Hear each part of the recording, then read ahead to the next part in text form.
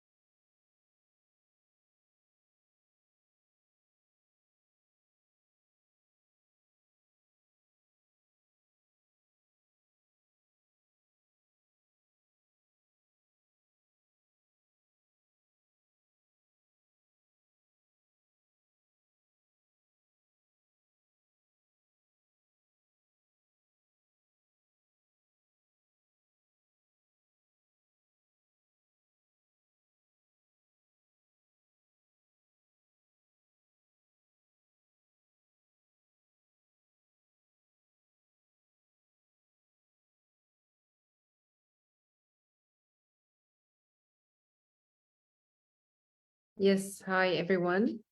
This is Razan Yahiaoui. I'm an autism mother, and I am the head of LSA department in Quadrability Center. My colleague, Mrs. Kariman, wanted to join, but unfortunately, she might not be able. She will try her best, but for now, it's only me. Today, I wanted to talk about autism specifically and the challenges that might come across with parents of autistic children. We'll try to discuss many things that might be helpful to parents. It's not easy. It's a gift, but still there are many challenges that might come with the parents. So it's a very hard journey, but we know that eventually we are gifted parents. The challenges that might come across or with those parents with children diagnosed with autism. The first thing, I think it's the hardest one, and it's they usually get, like, they have a very high level of stress. This is because their kids' situation, they acceptance, it affects their relationships with others, with people around them. It's not easy at all. And any minor, I'm sorry. Okay. And any minor issue might affect this, and it escalates or become a very huge problem.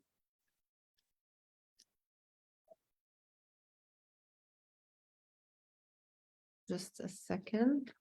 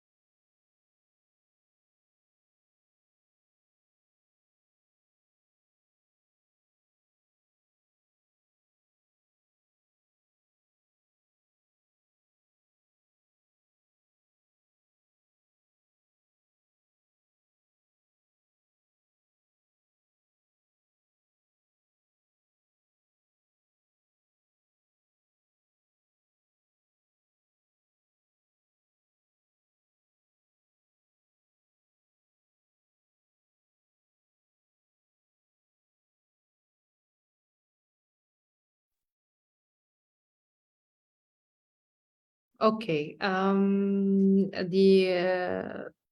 The other thing is the communication between the child and the parent. This is at the beginning, it will be very hard, especially if the kid is nonverbal.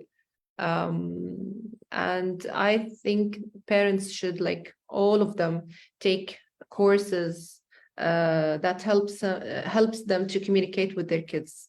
It needs one of the main things that I feel like it's very important. It's ABA, and it helped me very effectively to communicate with my child.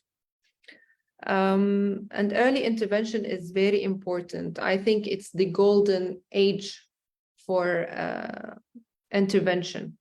It affects the child's communication, it helps their social skills, and they will be there will be high chances for them to engage in the society.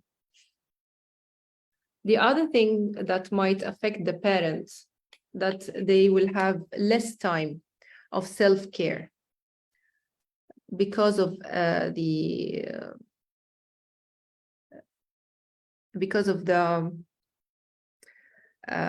taking care of the kid, or like parents will be overwhelmed at the beginning. It's not easy at all. So they will have less time. Maybe they have depression. So they need to find time for themselves, and they won't be feel like the guilt feeling of taking care of myself. I'm not ignoring my child, but this is my time to be more to focus more on my kids. This will give me the power, the energy to deal with my children again. Some parents might have like high expectation at the beginning. It's not easy. It's all parents, like they think when they start the intervention or the with their children, they think that it's gonna be fast and they will see results very quickly, but this is not true. It takes time, and it's part of the acceptance as well. They should know that not all of these kids might reach a point where they will still be different. I mean, they will still be different, but not like similar or typical kids. Okay.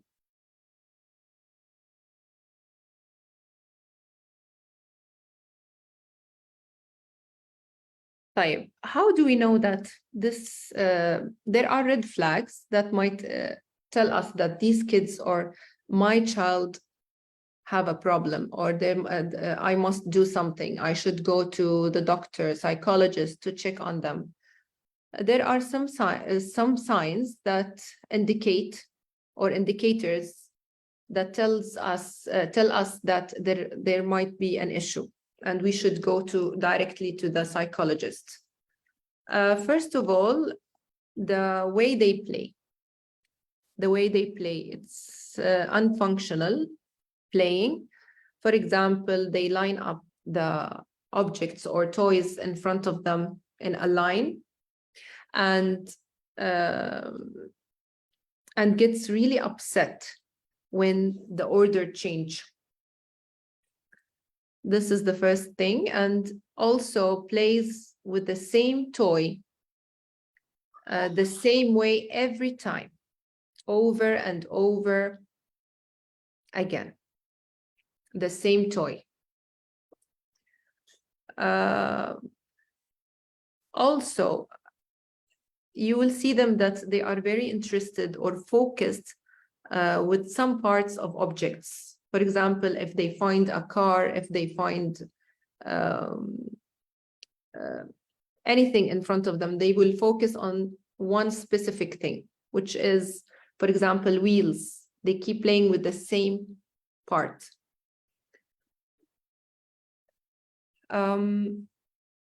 One more thing, gets upset by minor changes. They love routine, and any change will happen, will make them get very upset. The language also, they might have like a very big amount of words, but still they don't use it in a functional way. They might repeat the same word or sentences over and over again, and this is called echolalia. So here we advise the parent to, if there is some of these indicators, they should directly go to the doctor or psychologist. As we mentioned, as I said, early intervention is very important. It's the golden time for the kid to gain a lot of skills, social skills. It helps them to enter schools, to be part of the society. They are part of the society, but to be like, to gain more independency skills. The ABA is very important. ABA helps me on a personal level very much. It taught me how to deal with my son, to understand him more and more. Some parents don't agree, which is fine, but ABA for me is very, very effective. I can explain more about the ABA. Just a second.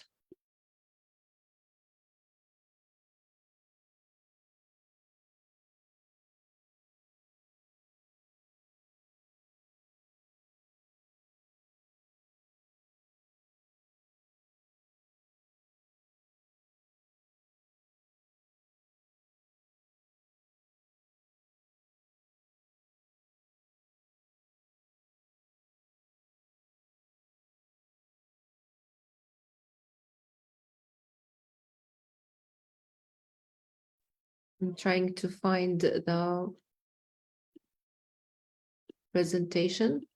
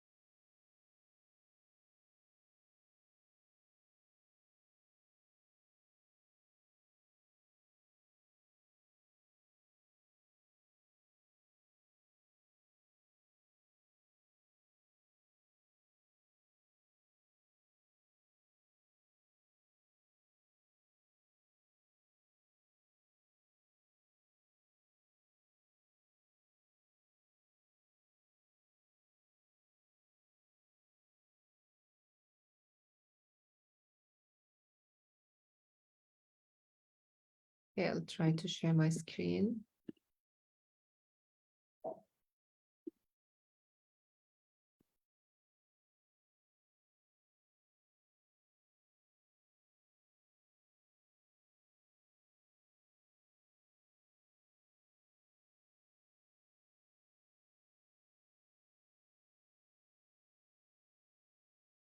So there are something called in ABA functions of behavior.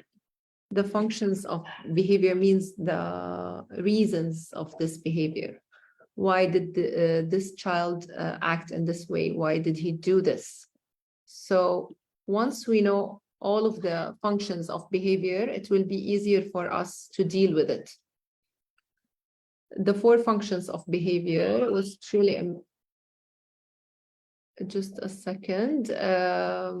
All human behavior can be sorted into 4 functions for behavior. All of us, when we do anything, it's because a reason, one reason, and it's one of these 4 reasons. The first one, it will be escape. The person engages in a behavior to end or avoid something they don't like. And I think this is, all kids do it all of the time.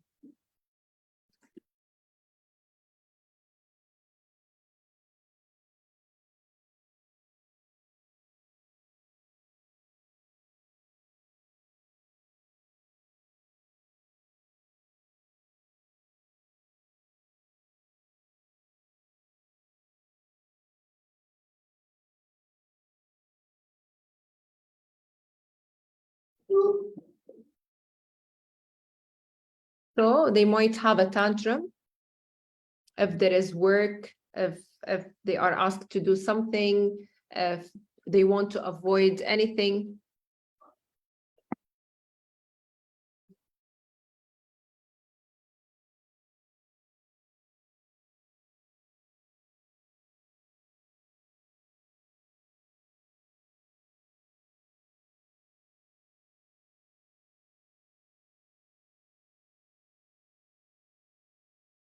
So the example here, taking a different route, for example, home to avoid traffic.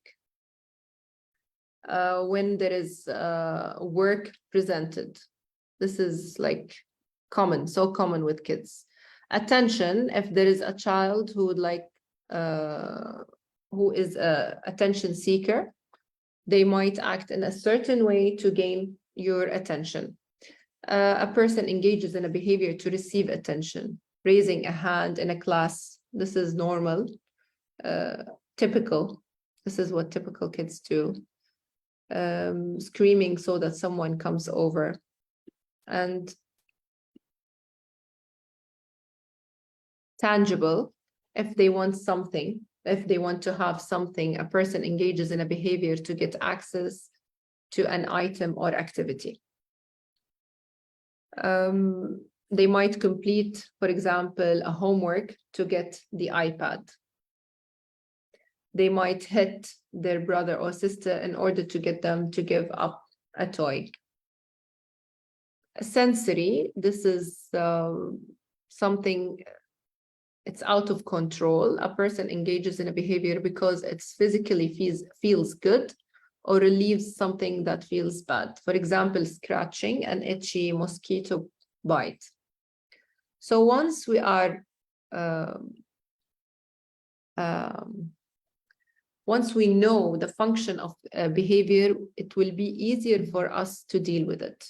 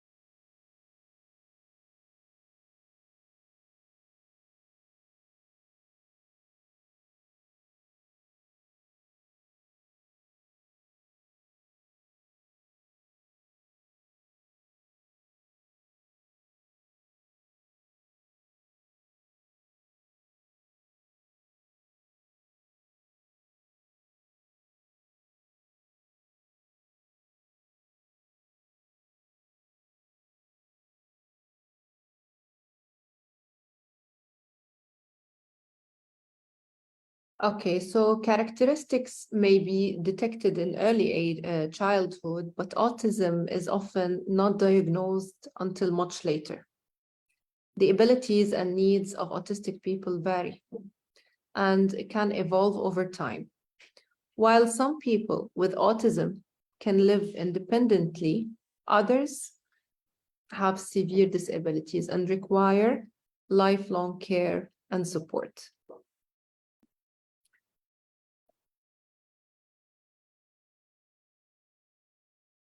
And by acknowledging the gap in our knowledge, we need to learn more and to offer heartfelt help. We need to I think also we might be we all parents need to be like in a similar group with parents, similar cases, parents with special needs. This is very supportive, and they support each other. They take care of each other. They share stories that are very similar, and this is very supportive.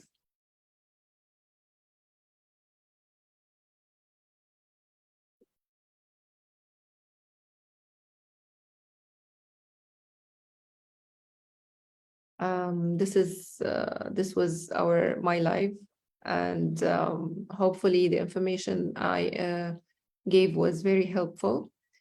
And yes, thank you so much for joining. Hopefully you enjoyed the live. Thank you so much.